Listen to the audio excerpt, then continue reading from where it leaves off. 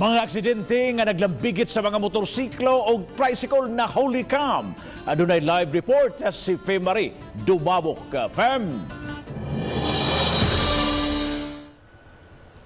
Yes, Bob, og sa mga disgrasya, ang kasagarang hinungdan mao ang wa gyud pagsunod sa lagda sa trapiko sama na lang sa pagsunod sa traffic light. Na-huli-cam kining yellow tricycle nga nagbiting the red light sa intersection sa may Cebu South Coastal Road.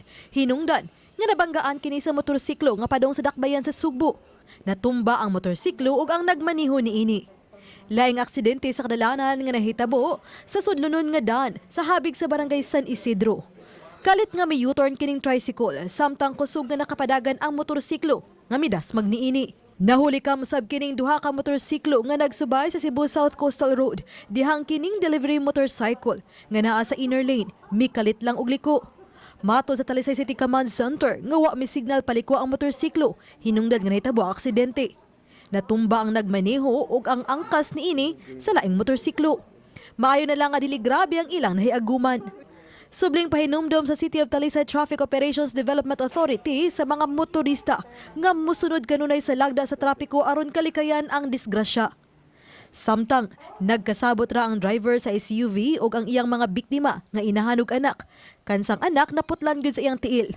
Human mabanggai didto sa barangay Haklupan sa niaging simana. Mato ni Police Staff Sergeant Carlos Dikdikat nga nagpinirmahay ang pamilya sa mga biktima ug sa suspitsado alang sa settlement.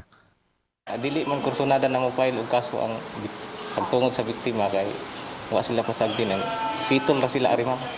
Kasi ipasalig lang sir. Kuan actually ang gipasalig sa kanang suspect nga sila mo abogata ng gastuanan sa ospital ug sa uban pang mga bayro nun. Bob, mato sa traffic police nga usa sa gisado sa mao ang patrabaho sa biktima ug ang pinansyal nga tabang. O kung di kini matuman sa maong nakadisgrasya kanila ang mga nasabutan, mato sa traffic police nga mamahimo pang makapasaka og kaso ang mga biktima ngadto sa ilang silingan nga nakadisgrasya. Bob. Daghang salamat Fem Marie Dumabok sa imong live report.